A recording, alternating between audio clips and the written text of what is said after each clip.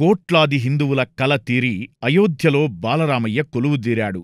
రామయ్యకు అత్తారిల్లైన నేపాల్ సహా దేశ విదేశాల నుంచి భక్తులు భూరి విరాళాలు సమర్పిస్తూనే ఉన్నారు. తాజాగా రామ్లల్లా పట్ల తమకున్న భక్తితో బాలరామయ్య కోసం కొంతమంది భక్తులు కలిసి వెండివిల్లు, బాణాన్ని తయారు చేయించారు.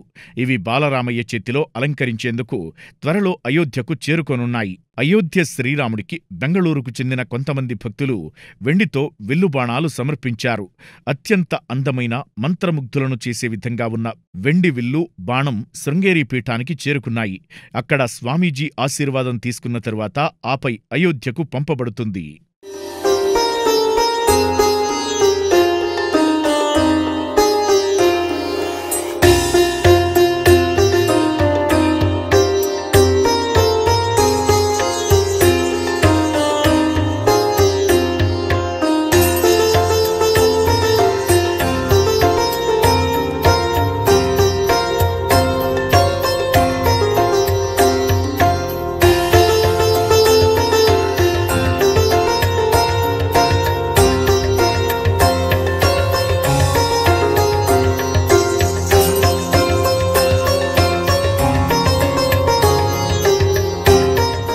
జనవరి 22న జరిగిన అయోధ్యలో రాముని పట్టాభిషేకం రోజున శృంగేరిలోని ఋత్విజులు, పూజారులు అయోధ్యలో జరిగిన మతపరమైన కార్యక్రమాలు, ఆచారాల్లో పాల్గొన్నారు.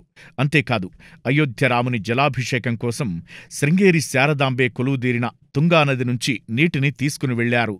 బాలరామయ్య ఆలయంలోని గర్భగుడిలో బాలరాముడి విగ్రహాన్ని కర్ణాటకకు చెందిన శిల్పి, మైసూర్కు చెందిన అరుణ్ యోగిరాజ్ చెక్కడం మనందరికీ గర్వకారణం. చాలా అందమైన, మనోహరమైన వెండివిల్లు, బాణం శృంగేరి శ్రీవారిచే ఆశీర్వదించబడింది. తరువాత అయోధ్యకు పంపుతారు.